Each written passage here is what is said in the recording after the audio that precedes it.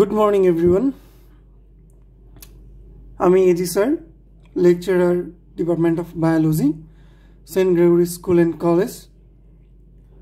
আজকে আমরা রুই মাছের সর্বশেষ ক্লাসটি করতে যাচ্ছি। আজকের ক্লাসটিতে যে হোমওয়ার্কগুলো দেওয়া হবে সেই হোমওয়ার্কগুলো তোমরা অবশ্যই আগামীকালের মধ্যে সাবমিট করবে। হোমওয়ার্কগুলো ভিডিওটির শেষে দেওয়া আছে। তার আগে তোমরা আজকে যা যা পড়বে তা আমি দেখিয়ে দিচ্ছি।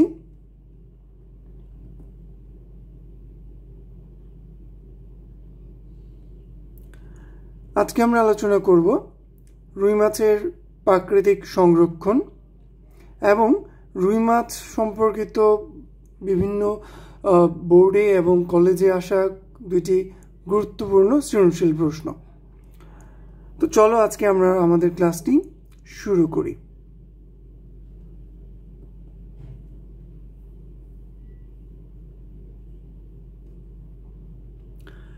তোমাদের আজকে প্রথমেই আলোচনার বিষয়বস্তু হচ্ছে রুই মাছের প্রাকৃতিক সংরক্ষণ।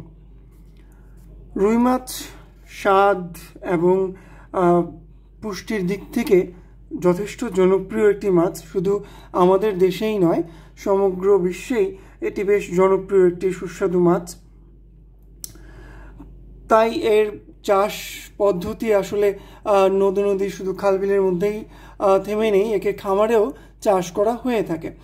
যদিও খামারের যে রুই মাছগুলো সেগুলোর মধ্যে জিনগত বৈচিত্র্য কম থাকায় তাদের আকার আকৃতি নদী বা খালবিলে যে রুই মাছগুলো পাওয়া যায় তাদের থেকে ভিন্ন হয় বা আসলে ছোট হয়ে থাকে।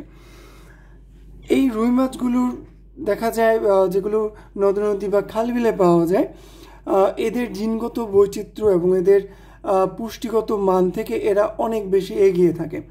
তাই যে রুই মাছগুলো আমাদের প্রাকৃতিক জলাশয় তথা নদী খালবিল এই জলাশয়গুলোতে পাওয়া যায়, সেই জায়গায় যদি এই রুই মাছগুলোকে সংরক্ষণ করা যায়, তাদের সঠিক পরিচর্যা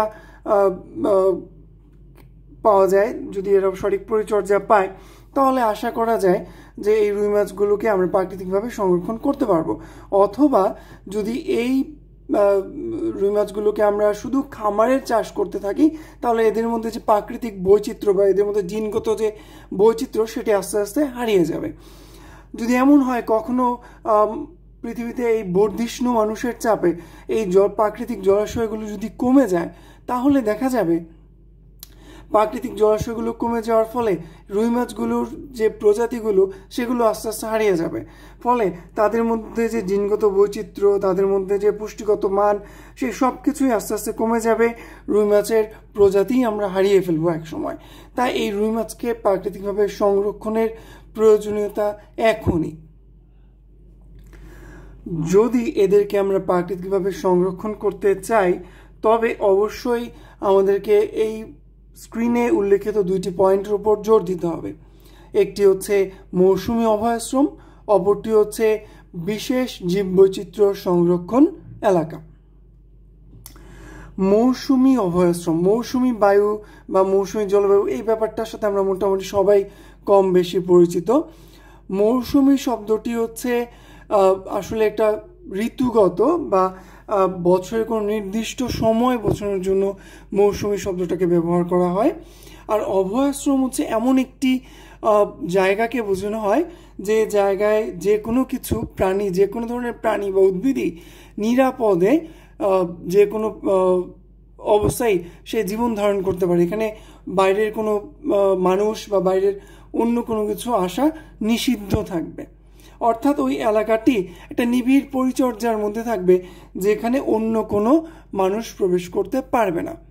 শুধু যারা ওই অভয়াশ্রম দেখে রাখবে বা পরিচর্যার কাজে থাকবে শুধু তারাই সেখানে প্রবেশাধিকার পাবে। অর্থাৎ রুই মাছের যদি প্রাকৃতিক কোনো অভয়াশ্রম গড়ে তোলা যায়, যেটি রুই মাছ তার নির্দিষ্ট প্রজননের সময় ব্যবহার করবে, তাহলে অবশ্যই তার প্রজাতিগুলোকে আমরা বাঁচিয়ে রাখতে পারবো, সংরক্ষণ করতে পারবো। তোমরা চিত্রে যে নদীটি দেখতে পাচ্ছ এটি একটি খুব জনপ্রিয় নদী, হালদা নদী। রুই মাছের প্রজননের জন্য বা রুই মাছের ডিম পাড়ার জন্য হালদা নদী খুব জনপ্রিয় বা বিখ্যাত একটি নদী। রুই মাছ সাধারণত তার প্রজননের সময় দেখা যায় এখানে হালদা নদীতে আসে এবং ডিম পাড়ে। যদি এই প্রজননের সময়টিতে রুই মাছের এই ডিমগুলোকে সংরক্ষণ করা যায় বা প্রাকৃতিকভাবে তাদেরকে বাঁচিয়ে রাখা যায়, এখানে যদি অন্য কোনো মানুষ বা কোনো দুষ্ট চক্র যদি এখানে এসে এই ডিমগুলোকে তুলে নিয়ে না যায়, বা যদি সরকার তার বিশেষ কোনো হস্তক্ষেপের মাধ্যমে এই জায়গাটাকে সুরক্ষিত রাখা যায়, তাহলে অবশ্যই রুই মাছের যে ডিমগুলো এখানে পাওয়া যায় বা রুই মাছের যে ডিমগুলো এখানে আসে, সেই ডিমগুলো থেকে অবশ্যই পরবর্তীতে অনেক বেশি রুই মাছ পাওয়া সম্ভব। কিন্তু যদি এমন হয় যে মা রুই মাছগুলোকেই যদি কোনো দুষ্ট চক্রের মানুষ বা অসাধু ব্যবসায়ী ধরে নিয়ে যায়, তাহলে কিন্তু আমরা ডিমগুলোও পাচ্ছি না। তাহলে অবশ্যই রুই মাছের যে প্রজনন ঋতু, সেই নির্দিষ্ট সময়ে ওই ডিম পাড়ার অঞ্চলটিকে মৌসুমি অভয়াশ্রম হিসেবে ঘোষণা করতে হবে, অথবা এই রুই মাছগুলোকে বাঁচানো বা তার প্রজাতিগুলোকে সংরক্ষণ করা সম্ভব হবে না। পরবর্তীতে আসে বিশেষ জীব বৈচিত্র্য সংরক্ষণ এলাকা। রুই মাছের সংরক্ষণের জন্য যদি এমন করা যায় যে একটি নির্দিষ্ট এলাকাকেই আমরা তার এই মাছটিকে সংরক্ষণের জন্য, এর বৈচিত্র্যকে সংরক্ষণের জন্য আমরা অত্যন্ত সংবেদনশীলভাবে সেটাকে আমরা সংরক্ষণ করতে পারি, তাহলে অবশ্যই এই মাছটিকে বা এই মাছটির যে প্রজাতিগুলো আছে সেগুলোকে আমরা সংরক্ষণ করতে পারবো। আসলে এর জন্য প্রয়োজন কিছু কঠোর আইন, আমাদের মানুষের সচেতনতা এবং সচেতনতা বৃদ্ধির জন্য কিছু সামাজিক কার্যকলাপ। যদি এই কাজগুলো করা যায় তাহলে অবশ্যই এই মাছগুলোকে সংরক্ষণ করা যাবে। প্রত্যেক বছর এই হালদা নদীতে যে রুই মাছগুলো ডিম পাড়ে, সেই ডিমগুলোকে সংগ্রহ করা হয় এবং পরবর্তীতে এই ডিমগুলোকে খামারে এনে উন্নত প্রজাতির মাছ চাষের জন্য বা উন্নত প্রজাতির মাছ তৈরির জন্য ব্যবহার করা হয়ে থাকে। এই সংরক্ষিত এলাকা থেকে বা এই হালদা নদী থেকে যে পোনাগুলোকে ডিমগুলোকে সংগ্রহ করা হয়, সেই ডিমগুলো সাধারণত অন্যান্য ডিমগুলো থেকে অনেক বেশি সক্রিয় হয় এবং এদের বৃদ্ধি অত্যন্ত বেশি হয়। তো এই ছিল আমাদের আজকে রুই মাছের প্রাকৃতিক সংরক্ষণ। আমরা এখন আমাদের পরবর্তী টপিকে চলে যাব। তার আগে একটু বলি নেই, এই টপিকটা তোমাদের বিভিন্ন সময় বিশ্লেষণমূলক প্রশ্নের জন্য খুব গুরুত্বপূর্ণ একটি প্রশ্ন, বিভিন্ন সময় পরীক্ষায় এসেছে এবং ভবিষ্যতের জন্য এটি একটি গুরুত্বপূর্ণ টপিক। তো আশা করছি তোমরা এটা টপিক ধরে পড়ে রাখবে। এটি খুব কঠিন কোনো টপিক নয়, শুধু একটু শ্রম দিয়ে যদি পুরোটা টপিক একটু ভালো করে পড়ো, মনোযোগ দিয়ে পড়ো, আর একটু রিডিং পড়লেও হয়তো তোমরা এটা অনেক ভালো করে লিখতে পারবে।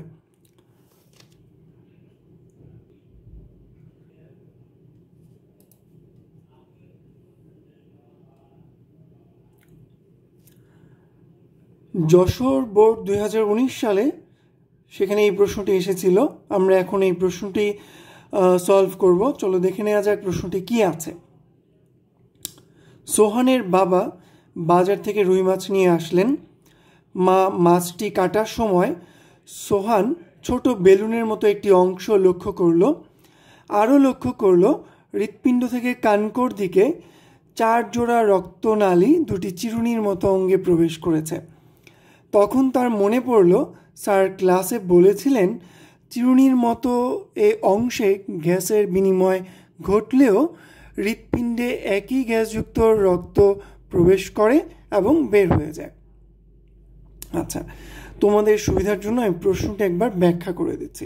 উদ্দীপকটি: সোহানের বাবা বাজার থেকে রুই মাছ নিয়ে আসলেন। সোহানের মা রুই মাছটি কাটার সময় সোহান দেখল একটি বেলুনের মতো অংশ বের হয়ে এসেছে।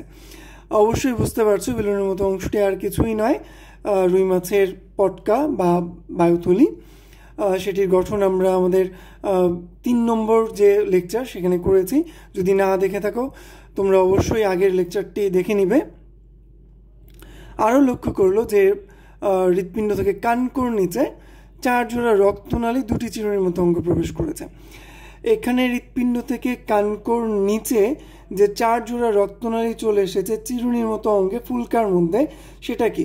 হৃৎপিণ্ড থেকে কোন নালীগুলো আসে একটু যদি মনে করো, হৃৎপিণ্ডের গঠন যদি তোমার মনে পড়ে, ভালভাস অ্যাওর্টা, ভেন্ট্রাল অ্যাওর্টা, সেখান থেকে কি এসেছিল? কতগুলো অন্তর্বাহী ধমনী এসেছিল, যারা কার্বন ডাইঅক্সাইড সমৃদ্ধ রক্ত পরিবহন করে ফুলকার ভিতর প্রবেশ করেছিল। অর্থাৎ এখানে তার কথাই বলা হচ্ছে। তখন তার মনে পড়লো স্যার ক্লাসে বলেছিলেন চিরুনির মতো এই অংশের গ্যাসের বিনিময় ঘটলেও, অর্থাৎ আমাদের এই যে ফুলকা, রুই মাছের ফুলকায় অক্সিজেন এবং কার্বন ডাইঅক্সাইডের বিনিময় ঘটে। এটা আমরা গত ক্লাসে পড়েছি, গত লেকচারগুলো তোমরা অবশ্যই দেখে নিবে। বিনিময় ঘটলেও হৃৎপিণ্ডে একই গ্যাস যুক্ত, এখানে একই গ্যাস যেটি বোঝাচ্ছে সেটি হচ্ছে কার্বন ডাইঅক্সাইড। হৃৎপিণ্ডে কার্বন ডাইঅক্সাইড গ্যাসযুক্ত রক্ত প্রবেশ করে ও বের হয়ে যায়।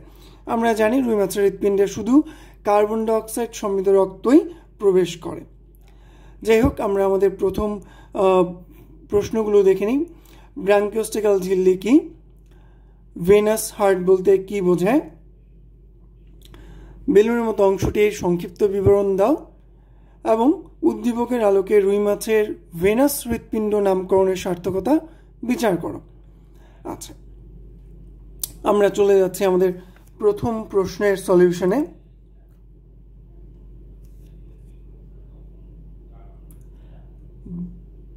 ব্রাঙ্কিওস্টেকাল ঝিল্লি, বুঝতেই পারছো রুই মাছের এখানে যে হৃৎপিণ্ডটি রয়েছে, যদি একটু ভালো করে খেয়াল করো, সরি আমি মাই মিস্টেক, এখানে একটু বলার ভুল হয়েছে। এখানে যে ফুলকাটি আমরা দেখতে পাচ্ছি, ফুলকার ঠিক ওপরে যে কানকোটি রয়েছে, ফুলকার ঠিক ওপরে যে কানকো রয়েছে, কানকোর ঠিক শেষ ভাগে একটি পাতলা পর্দার মতো অংশ দেখতে পাওয়া যাচ্ছে। তুমি যদি আমার এখানে লেজার পয়েন্টটি একটু ভালোভাবে খেয়াল করো, দেখতে পাবে যে পাতলা পর্দাটি দেখা যাচ্ছে, এটি হচ্ছে ব্রাঙ্কিওস্টেকাল মেমব্রেন বা ব্রাঙ্কিওস্টেকাল ঝিল্লি।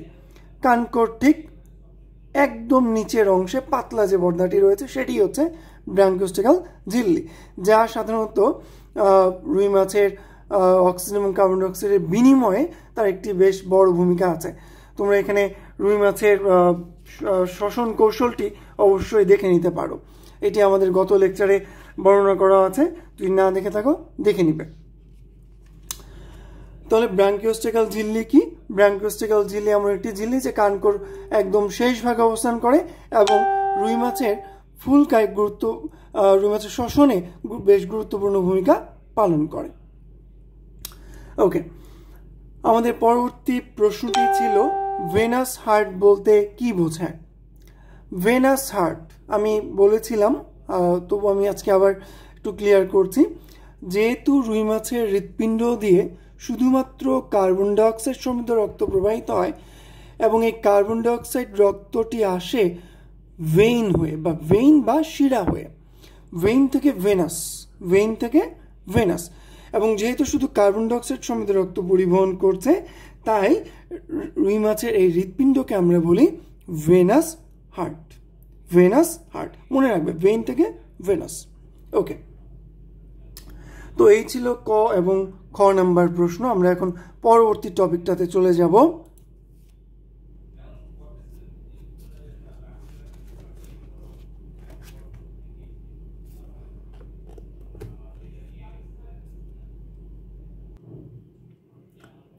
তো গ নাম্বার প্রশ্নটি ছিল যে বেলুনের মতো অংশটির সংক্ষিপ্ত বিবরণ। তো এখানে বেলুনের মতো অংশটি বলতে আমরা বুঝি যে রুই মাছের পটকা বা বায়ুথলিকে বলা হয়েছে। রুই মাছের যে বায়ুথলি বা পটকা, এটি দেখাই যাচ্ছে দুইটি প্রকোষ্ঠ এখানে, একটি হচ্ছে অগ্র প্রকোষ্ঠ বা সম্মুখ প্রকোষ্ঠ এবং পরেরটি হচ্ছে পশ্চাৎ বা পেছনের প্রকোষ্ঠ।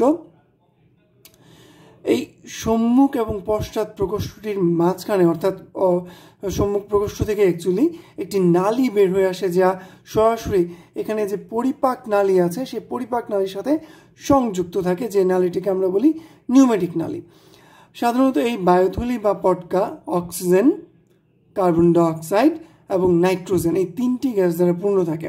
আমি বলেছিলাম, তোমরা মনে রাখার জন্য বলতে পারো, no carbon dioxide, no carbon dioxide, no for N for nitrogen, O for oxygen, and carbon dioxide is for carbon dioxide. So এই তিনটি গ্যাস দ্বারা আমার এই রুই মাছের বায়ুথলি বা পটকা পূর্ণ থাকে, যার বাইরের আবরণটি টিউনিকা এক্সটার্না বলা হয় এবং ভেতরের আবরণটিকে বলা হয় টিউনিকা ইন্টারনা। এবং এখানে কিছু গ্যাস গ্রন্থি থাকে, যে গ্যাস গ্রন্থিগুলোর চারপাশে কিছু কৌশিক নালিকা থাকে, যে কৌশিক নালিকাগুলো সাধারণত অক্সিজেন সমৃদ্ধ রক্ত পরিবহন করে থাকে, যেখান থেকে সাধারণত কিছু অক্সিজেন এই ভেতরের প্রকোষ্ঠগুলোতে প্রবেশ করে থাকে এবং প্রবেশ করে বায়ুথলির মাধ্যমে রুই মাছের দেহকে প্লবতা রক্ষায় সহায়তা করে। এবং দেখা যায় রুই মাছের যে এই যে কৌশিক জালিকাগুলো, এইগুলোর নাম হচ্ছে রেটিয়া মিরাবেলিয়া। ওকে, তো এই রুই মাছের যে বায়ুথলি বা পটকা, এটি আসলে একটি অস্থি জালকের সাথে যুক্ত, বা তোমরা বলতে পারো একটি অস্থি খণ্ডকের সাথে যুক্ত, যার মাধ্যমে অন্তঃকরণের এবং এই বায়ুথলির একটি সংযোগ ঘটে থাকে। এটিকে বলা হয় ওভেরিয়ান ওসিকল। অনেক জায়গায় ভেভেরিয়ান ওসিকলও দেওয়া আছে, দুইটাই কারেক্ট। ভেভেরিয়ান ওসিকল বা ওভেরিয়ান ওসিকল দুইটাই কারেক্ট হবে। তো এই ছিল আমাদের রুই মাছের বায়ুথলি বা পটকার গঠন। খুব কঠিন অবশ্যই নয়, তুমি অবশ্যই চিত্রটা এঁকে যদি একটু ভালো করে পড়ো, এটা খুব সহজ একটা টপিক, তবে অসংখ্যবার পরীক্ষায় এই প্রশ্নটা এসেছে। তো আশা করবো তোমরা এই টপিকটা খুব ভালো করে পড়ে নিবে। পরবর্তী প্রশ্নটি আমাদের ছিল যে উদ্দীপকের আলোকে রুই মাছের ভেনাস হৃৎপিণ্ড নামকরণের সার্থকতা বিচার করো। তো আমরা অলরেডি খ নাম্বার প্রশ্নটা একটি আলোচনা করেছি, তবু আমি তোমাদের সুবিধার জন্য আরেকবার একটু আলোচনা করে দিচ্ছি। আমরা জানি আমাদের রুই মাছের যে হৃৎপিণ্ডটি আছে, এটি দুই প্রকোষ্ঠ বিশিষ্ট। সাধারণত এখানে যে 3 নম্বর প্রকোষ্ঠটি দেখা যায়, এটি একটি উপপ্রকোষ্ঠ। আদৌ আসলে এটি হৃৎপিণ্ডের কোনো অংশ নয়। এটি হয়েই রুই মাছের শিরা দিয়ে কার্বন ডাইঅক্সাইড সমৃদ্ধ রক্ত হৃৎপিণ্ডে প্রবেশ করে। তো রুই মাছের শিরা হয়ে কার্বন ডাইঅক্সাইড সমৃদ্ধ রক্ত প্রথমে উপপ্রকোষ্ঠ সাইনাস ভেনোসাসে প্রবেশ করে। সেখান থেকে দেখা যাচ্ছে এই রক্ত প্রবেশ করছে অ্যাট্রিয়ামে। অ্যাট্রিয়াম হচ্ছে হৃৎপিণ্ডের সবচেয়ে বড় প্রকোষ্ঠ। সেখান থেকে কার্বন ডাইঅক্সাইড সমৃদ্ধ রক্ত চলে যায় ভেন্ট্রিকলে। ভেন্ট্রিকল থেকে কার্বন ডাইঅক্সাইড সমৃদ্ধ চলে যায় ভালভাস অ্যাওর্টা। সেখান থেকে ভেন্ট্রাল অ্যাওর্টা হয়ে কোথায় চলে যাবে? ফুলকায় চলে যাবে। কতগুলো অন্তর্বাহী ধমনির মাধ্যমে ফুলকায় চলে যাবে। কার্বন ডাইঅক্সাইড সমৃদ্ধ রক্ত ফুলকায় গিয়ে কার্বন ডাইঅক্সাইড এবং অক্সিজেনের বিনিময় হবে। সেখান থেকে অক্সিজেন সমৃদ্ধ রক্ত চলে আসবে দেহের বিভিন্ন কোষে। কোষগুলোতে জারণের ফলে যে শক্তি উৎপন্ন হবে তার পাশাপাশি উৎপন্ন হয় কার্বন ডাইঅক্সাইড। সেই কার্বন ডাইঅক্সাইড আবার রক্তে মুক্ত হবে এবং শিরা হয়ে সেই কার্বন ডাইঅক্সাইড সমৃদ্ধ রক্ত আবার হৃৎপিণ্ডে চলে আসবে। অর্থাৎ বোঝাই যাচ্ছে রুই মাছের হৃৎপিণ্ডে রক্তের চলাচল একমুখী। এটা এদিক হয়ে ঘুরে এদিক হয়ে আবার বিভিন্ন অংশ ঘুরে এদিকেই চলে আসবে, একমুখী। এখানে দ্বিমুখিতা নেই এবং হৃৎপিণ্ড বরাবরই কার্বন ডাইঅক্সাইড সমৃদ্ধ রক্তকেই পরিবহন করে থাকে। তাই এই ধরনের হৃৎপিণ্ডকে আমরা ভেনাস হৃৎপিণ্ড, ভেনাস হার্ট বা একচক্রী হৃৎপিণ্ড বা শিরা হৃৎপিণ্ড বলে থাকি। তো এই ছিল আমাদের 1 নম্বর প্রশ্নের সমাধান। আমরা এখন 2 নম্বর প্রশ্নে চলে যাব।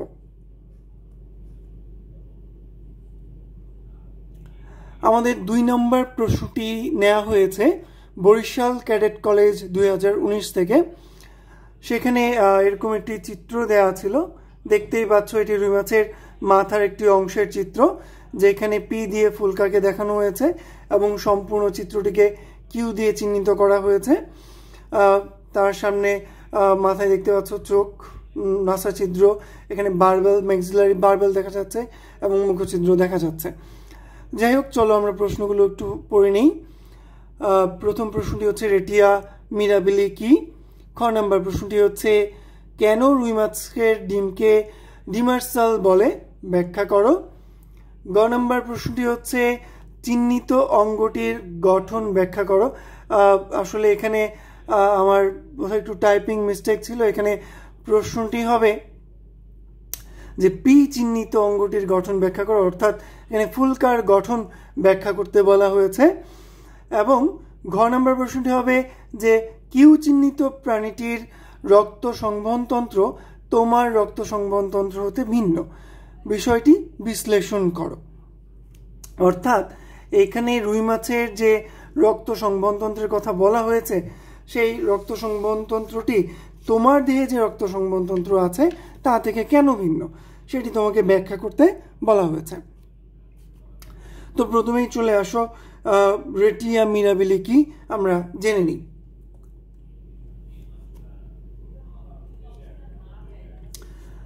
তো এটা আমি গত প্রশ্ন একবার আলোচনা করেছি যে রুই মাছের বায়ুথলিতে যে গ্যাস গ্রন্থি আছে, সেই গ্যাস গ্রন্থির চারপাশে কিছু কৌশিক জালিকা আছে যা অক্সিজেন সমৃদ্ধ রক্ত পরিবহন করে।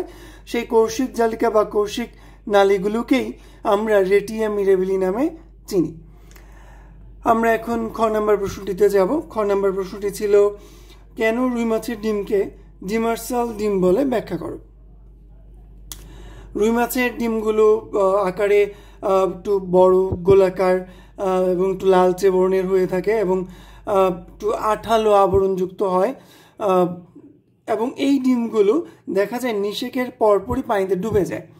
এদের একটু ওজন বা এদের একটু ওজনে ভারী হওয়ার কারণে এরা পানিতে ডুবে যায়, যার ফলে এই পানিতে ডুবে যাওয়ার কারণে এদেরকে আমরা বলি ডিমার্সাল ডিম।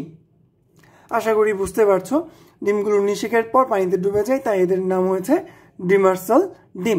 এখানে নিষেক বলতে বোঝানো হচ্ছে মা রুই মাছ যখন ডিম পাড়ে তারপর বাবা রুই মাছ এসে সেখানে শুক্রাণু নিক্ষেপ করে এবং সেটাকেই আমরা নিষিক্তকরণ বা নিষেক বলে থাকি। আমরা আমাদের গ নাম্বার প্রশ্নটিতে চলে যাব।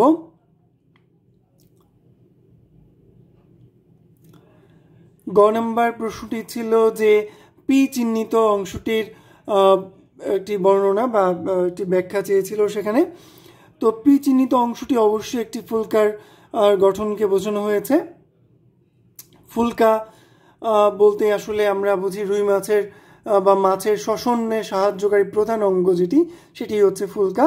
আমি এটির গঠন আমার পূর্বের ক্লাসে ব্যাখ্যা করেছিলাম, তবু আমি আজকে একটু ছোট্ট করে তোমাদের ব্যাখ্যা দিয়ে দিচ্ছি। এখানে তোমরা যে অংশটি দেখতে পাচ্ছ এটা একটি সম্পূর্ণ ফুলকা। সম্পূর্ণ যে ফুলকা দেখা যায় সেটিকে আমরা বলি হোলোব্রাঙ্ক এবং অর্ধেক ফুলকাকে আমরা বলি হেমিব্রাঙ্ক।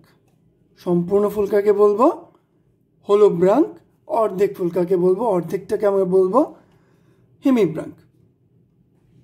তো এখানে ভেতরে কিছু ফুলকা সূত্র বা ফুলকা ল্যামেলি দেখা যাচ্ছে। ফুলকা ল্যামেলিগুলোর আসলে দেখা যাচ্ছে অক্সিজেন সমৃদ্ধ রক্ত বা কার্বন ডাইঅক্সাইড সমৃদ্ধ রক্তকে পরিবহন করে থাকে। এবং এখানে দেখা যায় এই যে দুটো হলো ব্রাঙ্ক পাশাপাশি এখানে এসে ফুলকা আর্চে এসে যুক্ত হয়েছে এবং ফুলকা আর্চের নিচে একটি ফুলকা কাটাময় ফুলকা রেখা দেখা যায় যা মাছের মাথায় সংযুক্ত থাকে, যেন ফুলকাটি একটি খুব শক্ত একটি ভিত পায়, সেজন্য এটি আটকে থাকে। এবং দেখা যায় এখানে একটি অন্তর্বাহী রক্ত ধমনিকা বা বহির্বাহী রক্তবাহিকা আছে যার মাধ্যমে অক্সিজেন সমৃদ্ধ রক্ত এবং কার্বন ডাইঅক্সাইড সমৃদ্ধ রক্ত ফুলকায় প্রবেশ করে বা বের হয়ে যায়। তো যাই হোক, এই ছিল ফুলকার গঠন। তোমরা যদি আরেকটু বিস্তারিত জানতে চাও অবশ্যই আগের ক্লাসটি মনোযোগ দিয়ে করবে বা দেখবে। আমাদের পরবর্তী প্রশ্নটি ছিল যে কিউ চিহ্নিত প্রাণীটির রক্ত সংবহন তন্ত্র তোমার রক্ত সংবহন তন্ত্র হতে ভিন্ন, বিশ্লেষণ করো। অর্থাৎ তুমি অলরেডি রুই মাছের রক্ত সংবহন তন্ত্র অর্থাৎ তার প্রধান রক্ত সংবহন তন্ত্রের প্রধান অংশ হচ্ছে হৃৎপিণ্ড, এটার গঠন তুমি জেনেছো। সেখানে কীভাবে রক্ত পরিবাহিত হয় সেটাও তুমি অলরেডি জানো। যদি না জেনে থাকো আমার আগের প্রশ্নে একটু ব্যাখ্যা দেওয়া আছে, তবুও যদি বুঝতে অসুবিধা হয় আমার আগের লেকচারটিতে বা আগের ভিডিওটিতে আমি বিস্তারিত ব্যাখ্যা করেছিলাম, সেখানে গিয়ে দেখে নিতে পারো। এখানে তোমার রক্ত সংবহনতন্ত্রের কথা বলা হয়েছে। তোমার অর্থাৎ তুমি মানুষ, তোমার যে রক্ত সংবহনতন্ত্রের প্রধান অংশ হৃৎপিণ্ড, তোমার হৃৎপিণ্ড কিন্তু দুটি নয় 4টি প্রকোষ্ঠে বিভক্ত, যেখানে একবার কার্বন ডাইঅক্সাইড সমৃদ্ধ রক্ত প্রবেশ করে এবং সেই কার্বন ডাইঅক্সাইড সমৃদ্ধ রক্ত সেখান থেকে চলে যায় ফুসফুসে। ফুসফুসে যাওয়ার পর সেই কার্বন ডাইঅক্সাইড সমৃদ্ধ রক্ত অক্সিজেন এবং কার্বন ডাইঅক্সাইডের বিনিময়ের মাধ্যমে কার্বন ডাইঅক্সাইডকে বাইরে বের করে দেয় এবং অক্সিজেন সমৃদ্ধ রক্ত আবার কোথায় চলে আসে? হৃৎপিণ্ডে চলে আসে। সেখান থেকে সেই অক্সিজেন সমৃদ্ধ রক্ত চলে যায় সারা দেহের বিভিন্ন কোষে। সেখান থেকে কোষগুলোতে শ্বসন প্রক্রিয়ায় যে কার্বন ডাইঅক্সাইড উৎপন্ন হয়, সেই কার্বন ডাইঅক্সাইড সমৃদ্ধ রক্ত আবার পুনরায় হৃৎপিণ্ডে ফেরত আসে। অর্থাৎ আমাদের হৃৎপিণ্ডে একবার কার্বন ডাইঅক্সাইড সমৃদ্ধ রক্ত প্রবেশ করে এবং একবার অক্সিজেন সমৃদ্ধ রক্ত প্রবেশ করে। অর্থাৎ আমাদের হৃৎপিণ্ড একচক্রী নয়, দ্বিচক্রী। এখানেই রুই মাছের হৃৎপিণ্ডের সাথে আমাদের হৃৎপিণ্ডের মূল পার্থক্য। আমাদের হৃৎপিণ্ড অক্সিজেন সমৃদ্ধ রক্ত পরিবহন করে এবং কার্বন ডাইঅক্সাইড সমৃদ্ধ রক্ত পরিবহন করে থাকে, কিন্তু যেখানে রুই মাছের হৃৎপিণ্ড শুধুমাত্র কার্বন ডাইঅক্সাইড সমৃদ্ধ রক্তকেই পরিবহন করে থাকে। আশা করছি রুই মাছের হৃৎপিণ্ড এবং মানুষ তথা আমাদের হৃৎপিণ্ডের যে পার্থক্য সেটা তোমরা বুঝতে পেরেছ।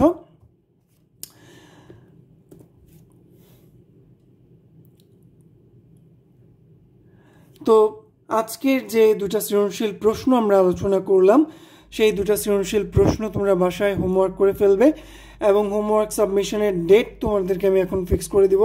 এই ক্লাস থেকে পরবর্তীতে যতগুলো ক্লাস আসবে সাবমিশন ডেট থাকবে পরবর্তী ক্লাসের আগ পর্যন্ত। অর্থাৎ আমার পরবর্তী ক্লাস 14 তারিখ, তোমাদের সাবমিশনের লাস্ট ডেট 13 তারিখ। আজকে 12 তারিখ, তোমরা 13 তারিখের মধ্যে 13 তারিখ রাত 11:59-এর মধ্যে তোমাকে সাবমিট করতে হবে। আদারওয়াইজ আমি কোনো হোমওয়ার্ক রিসিভ করব না, তাকে আমি কাউন্ট করতে পারছি না, অত্যন্ত দুঃখিত। তো আজকে এই ছিল আমাদের ক্লাস। তো যদিও সরকার সব কিছু ওপেন করে দিয়েছে, সব কিছু স্কুল কলেজ বাদে খোলা আছে, তবুও আমি তোমাকে অনুরোধ করব বাসায় থাকো, বাসায় থেকে পড়াশোনা করো, নিজেকে রেস্ট দাও, পর্যাপ্ত খাবার খাও, পুষ্টিকর খাবার খাও, রেস্ট নাও, নিজেকে সুস্থ রাখো, 6 থেকে 8 ঘন্টা ঘুমাও এবং রেগুলার আমাদের দেওয়া যে হোমওয়ার্কগুলো আছে সেগুলো বাসায় কমপ্লিট করো। তোমাদের খুব শীঘ্রই যদি কলেজ খুলে যায় প্রিটেস্ট পরীক্ষা হবে, যদি আরেকটু দেরিতে খুলে হয়তো সরাসরি টেস্ট পরীক্ষা হবে। সেক্ষেত্রে তোমাকে প্রথম পত্র এবং দ্বিতীয় পত্র দুইটি পেপারই একসাথে পরীক্ষা দিতে হবে। তো সেটি অবশ্যই একটি